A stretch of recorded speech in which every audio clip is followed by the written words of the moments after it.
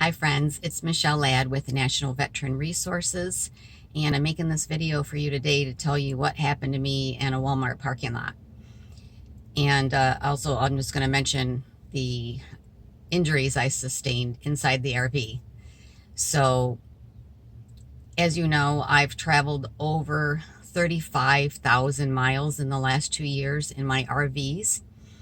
And because of the way that I'm traveling from city to city and state to state, I drive as far as I can drive. I try to make a plan, but many times I don't have the luxury of stopping at a hotel or going to a campground.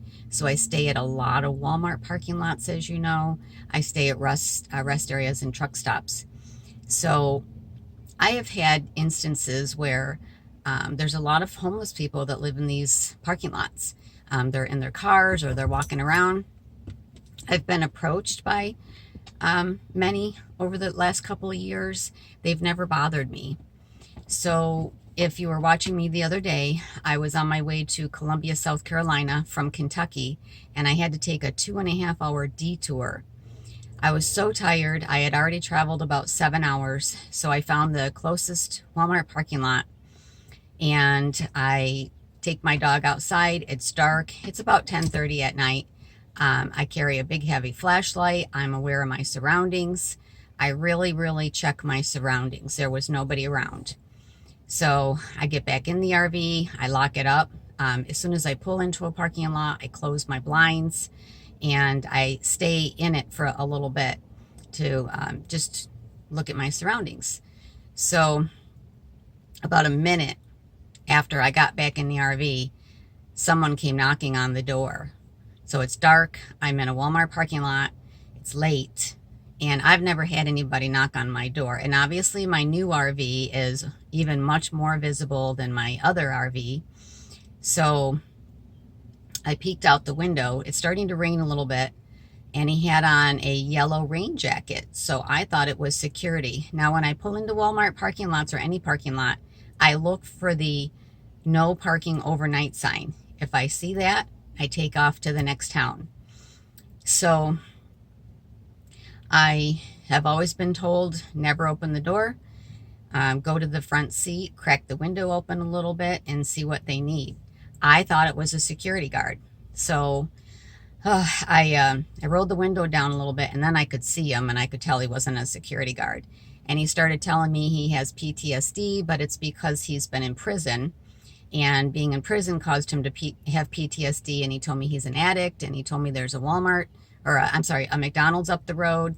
And he was getting right towards my window. And I said, back away from the RV. I said, I think you should know that the police do patrol me as I come into these parking lots. And he was just really persistent. And so I said, do you mind if I take a photo of you? So I got his photo. And quite honestly, I ended up throwing him $5 out the window in hopes that he would go away. So I went to lay down and I grabbed my weapon. But then I laid there for about an hour and I was actually very nervous and very scared. I was exhausted. I had driven, I don't know, 7 or 9 hours. I can't even remember anymore. You know that I hurt myself that day. For those of you that were wondering about my arm, I don't know if you can see it, but I'm bruised all the way up to about here. My toe's broken. So I was tired. And so I decided that I was probably going to pack and move. I didn't want to drive. Now it's pouring rain. And now 5 minutes later, I hear someone beeping their car horn at me. Beep, beep, beep, beep. It was just nonstop. And then I saw yellow lights flashing on the RV. So apparently the security guard decided to kick me out of the parking lot. And I tried telling him that I was getting ready to leave, but I said, there's no signs here that say no parking overnight. He tried to tell me, well, the store is closed. So therefore you have to get out of here. I tried telling him that he needs to watch his parking lot better because a man just knocked on my door and he was very aggressive and he didn't even care about that. He's just like, you got to get out of here. So I was so upset. Now it's probably midnight, and I just started driving, and I drove another 4 hours till 4 o'clock in the morning till I arrived in Columbia, South Carolina. So I think I drove at 12 or 13 hours that day. I had an event that day. I was exhausted, but I did find a Cracker Barrel parking lot that was great. It was quiet. There was nobody around. Well, it was 4 o'clock in the morning. So I am going to take a step back. That really gave me a reality check. It could have been a lot worse. So I've talked to my team. My son's looking into a security camera for the outside of the RV, so at least I can see who's at the door if someone comes to the door. I have stayed at many fire department parking lots and police parking lots and Legion parking lots. And so as I travel, I'm going to have my team call ahead. I'm going to plan a little better. I'm not going to just drive as far as I can drive. I'm going to have a plan. If I get rerouted, you know, that happens sometimes, or I have a breakdown or something like that will happen, but I have to do a better job of protecting myself and my dog. So that's what happened. It frightened me.